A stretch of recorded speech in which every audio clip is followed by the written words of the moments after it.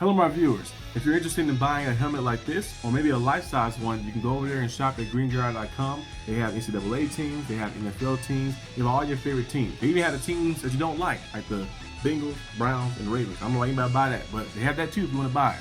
So go over there and use my promo code PITSEN and go and shop some of your favorite football helmets now. Hello my viewers, welcome back to the channel. My video title, you know what this video is about. Steelers versus Colts game preview. And this one right here is not going to be too long of a video because there's only one thing really to say. You must find a way to win. You must find a way to win, Steelers. There's no ifs, ands, or buts about it. You're not favored in this game. Even my game picks on the Arsenal VB channel. We're going to roll to 1,100, almost there, like that too as well. Go subscribe there if you want to. But I picked the Colts to win, like that.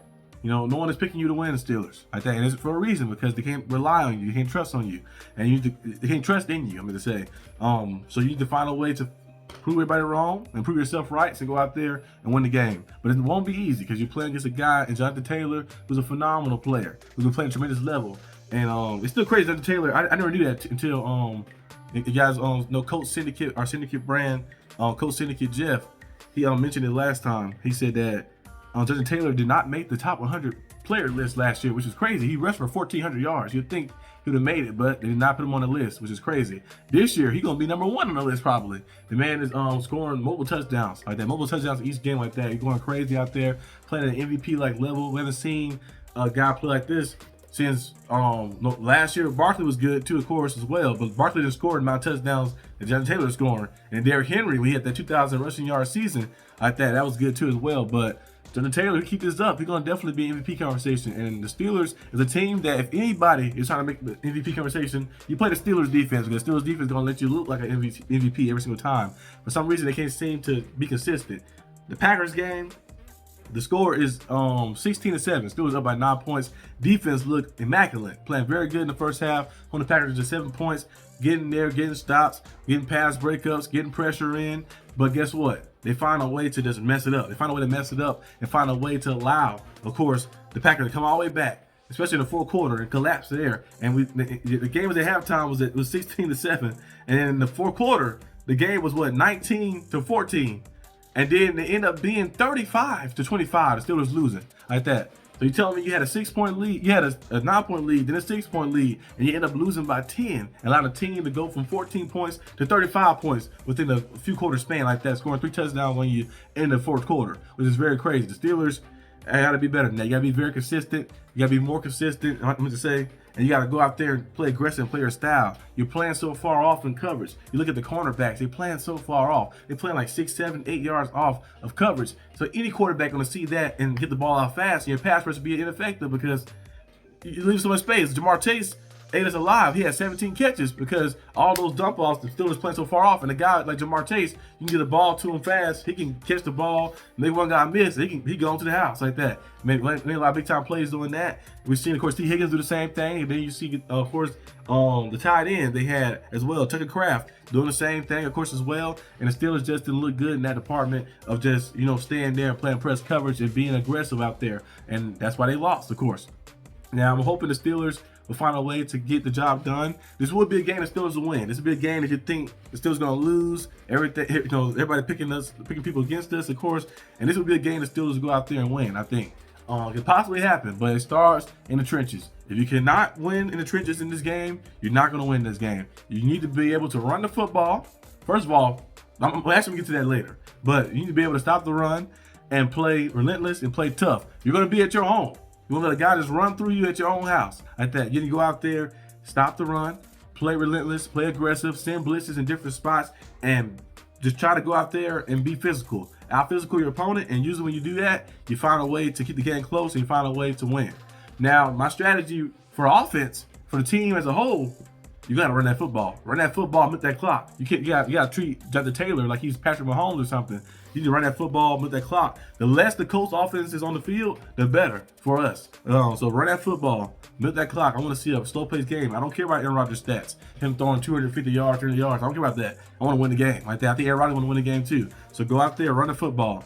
You want to let Jalen Warren get handoffs, Kenneth Gainwell get handoffs. Hell, Caleb Johnson, who you don't even use. You should have probably drafted a receiver in that spot or somebody else if you don't use Caleb Johnson at all. So them go out there and get some handoffs as well, and some touches, and run that football. You can still do your big lineup set. Even if I see Malu's out, you can have Anderson step in for him or somebody step in.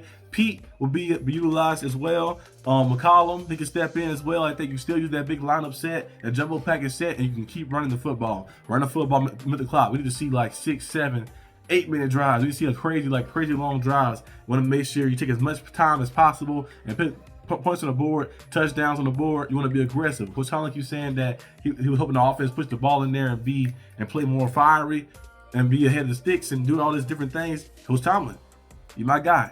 You got me the call. You got to stop playing your fears, taking field goals. Go out there. It's a 4th and 2. You got an offense who's playing at a pretty good level, averaging 25, 26 points per game. Defense who is horrible right now. Like that. Go out there and play aggressive. Win the game through offense. So you can't trust the defense. You can't rely on defense and say, you know what, I'm going to punt it and let the defense try to get a stop. It's not going to happen. It's a fairy tale dream now. Go out there and play aggressive. Go out there, move the sticks. Go out there and play some good football. And you'll see yourself being competitive. And even if you lose this game, if you lost this game by a little bit, I would not be mad. But I'm hoping we win this game like that. You go out there and play smart. Keep the game close and low scoring. Where it's like 20 to 19 or something, or we down 17 to 20. We have a chance to take the lead or something like that. Keep the game very close like that, and keep it low scoring and slow pace. You want to be able to control the trenches, and you can do that in this game. You have a chance to win this game like that. And now the Colts team, of course, is a good team, but when you look at them, the reason they're real good because they play fundamentally sound like that. Everything just works well. Plus, when you have a running back who can run like that, and the offensive line who can do that, it makes everything easier for you. But in terms of their defense, you can definitely make some plays on the defense. It's not unstoppable, of course. You can definitely make plays on defense, but you got to go out there and be creative and go out there and play aggressive. So we'll see what the Steelers do in this game. I hope they play aggressive on offense, go for 4th down, put the ball down the field, but using the running game to set up the rest of the offense, that'd be good like that.